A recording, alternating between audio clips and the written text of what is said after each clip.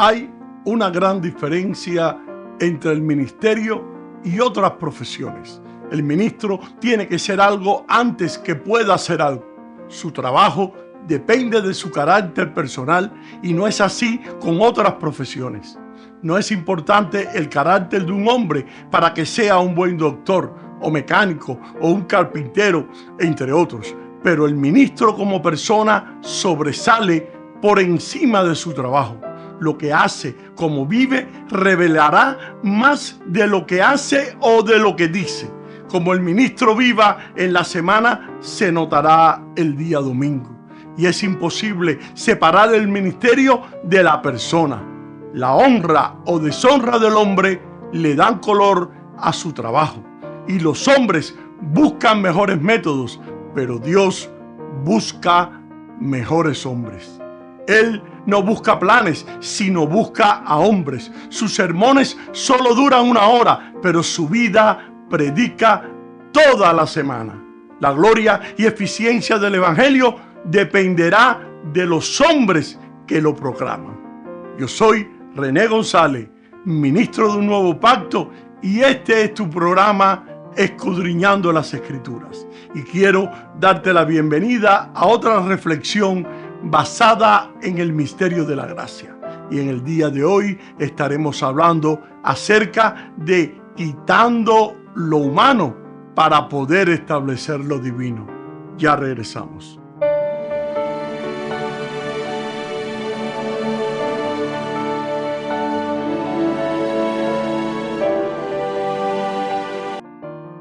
Ahora quiero hacer acotación a una frase que se dice de vez en cuando. Ese es un hombre de Dios. Esa frase se escucha mucho en los círculos cristianos y dicha a muchos diversos tipos de ministros y de personas laicas. Pero sin embargo, he podido notar que la mayoría de las veces esta es una respuesta a una preferencia de comportamiento que tiene la persona que emite tal elogio. Quizás porque le gustó algo que vio al otro hacer o algo que vio al otro decir. Pero debido a lo alto de tal encomienda, decir que alguien es un hombre de Dios es en verdad en muy alto honor. Y debemos considerar si quien lo recibe reúne las condiciones para ser elogiado de esa manera. A la luz de las Escrituras, me gustaría que consideremos varias características que deben ser parte de la vida de aquel que es llamado un hombre de Dios. Estas no son las únicas, pero la Biblia nos refleja mucho más. Pero estas son las que yo propongo como prerequisitos para ser considerados en tal alta estima un hombre de Dios. Primero, anhelarlo. Primero, la persona debe desear servirle al Señor como su ministro. Hay que recordar que esto en el tiempo del apóstol Pablo podía significar tener que dar su vida y por el servicio del Evangelio. Segundo, ser irreprensible, sin tacha, sin que le pueda acusar. Tercero, marido de una sola mujer. Hay que recordar que en ese tiempo era común la poligamia, pero sin embargo, esto se puede tomar como una recomendación, que sea casado, aunque no necesariamente algo que se debe o pueda exigir. Tercero, ser sobrio, que sea una persona seria, formal, juiciosa, sabia, respetable, decente, dice la Biblia, apto para enseñar, y esto se puede referir en cuanto a su conocimiento, experiencia, presentación, vocabulario, voz, apariencia y de su reputación en relación con otros. No dado al vino, es mejor sencillamente ser abstemio. El vino en esos días era usado comúnmente en las comidas, especialmente porque el vino no se contamina fácilmente como el agua u otra bebida. Pero hoy en día el vino o las bebidas alcohólicas tienen otro uso y tienen otro sentido. Otra de las características es no pendenciero, no ser amigo de peleas, discusiones, argumentos, riñas, contiendas, disputas, y que no sea rencoroso o pleitista. También no codicioso de ganancias deshonestas, desinteresado en cuanto al dinero, y que gobierne bien su casa. La casa es como una mini iglesia donde debe demostrar la capacidad. Además, como la congregación tiene su ojo puesto en la familia, el ministro tiene que ser aún más estricto y tener el hogar mucho más en orden que lo normal. No un neófito, novato, principiante, no sea que se envanezca. Que tenga buen testimonio de los de afuera, no solo los de adentro, sino los de afuera. Eso es más difícil y esto es necesario, no solo para el respeto que tengan hacia el ministro, sino hacia la iglesia en general. Esto incluye ser fiscalmente responsable, también no estar fiando o prestando sin devolver. Un hombre de Dios debe ser un ejemplo para los demás. Y es una lista que es muy larga, pero sin embargo hay otras cosas que se podrían añadir a esta lista. Pero lo importante es que hay que reconocer que para el ministerio Dios busca y quiere lo mejor.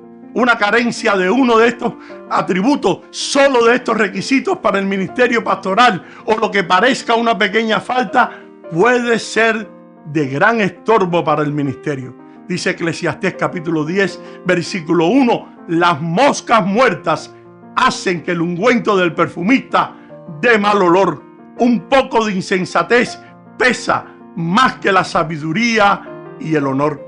Cabe repetir que en el ministerio pastoral es de mayor importancia lo que es el ministro que lo que pueda hacer ese ministro. Si la vida de un ministro tiene manchas o él no anda rectamente delante del mundo, no tendrá influencia y su predicación, aunque sea elocuente, no tendrá valor para poder conmover las armas y llevarlas al pie de Cristo. Si su conciencia no es pura, su predicación no será ungida de Dios y sus palabras serán como metal que resuena y címbalo que retiñe.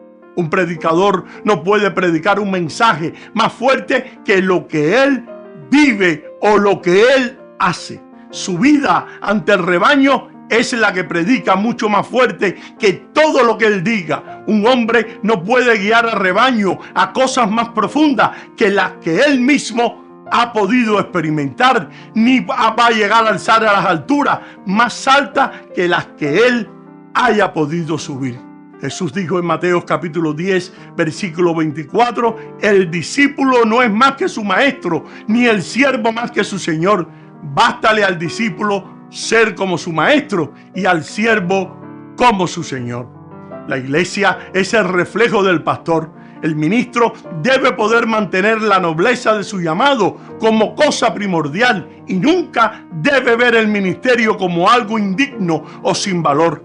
No puede ser comparado con otras profesiones porque es una profesión que es espiritual y depende de la misericordia de Dios. El ministro de Dios debe mantener la estima de los demás, que siempre le tengan el respeto que merece, y eso va a ser un buen ministro.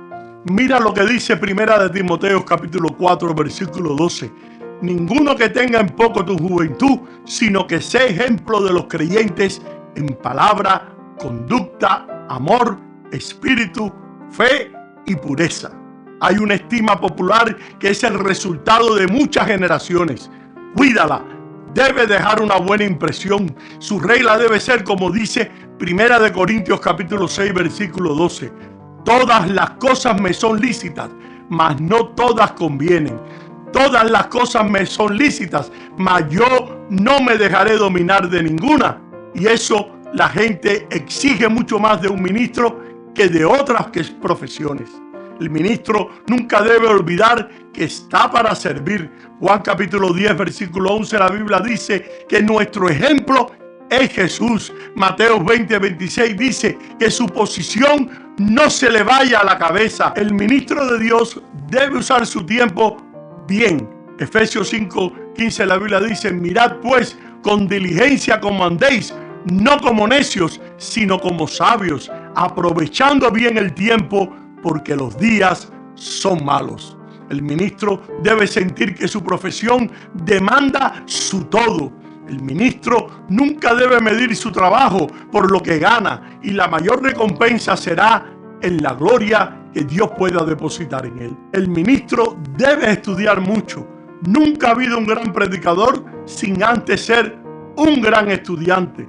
El ministro debe amar la palabra de Dios y llegar a conocerla bien, y debe estudiar la Biblia hasta que ella llegue a ser una parte integral de él. No debe involucrarse o inmiscuirse en los negocios de la vida. Eso es una deshonra al ministro y a la iglesia. Que el ministro no sea avaro. No hay mejor patrón o amo que el Señor. Da mucho que pensar cuando uno ve a un ministro que no está satisfecho con lo que recibe como fruto de su ministerio. El ministro debe ser hombre de oración. Jesús ya dijo: sin mí nada podéis hacer. Nuestra lucha es espiritual y de nada sirven las armas carnales. Uno se edifica a sí mismo por la oración, y hay muchos ejemplos en la Biblia y también contemporáneos de hombres que han estado horas diarias en oración y han llegado a ser grandemente usados por Dios. El ministro de Dios debe tener interés en la humanidad.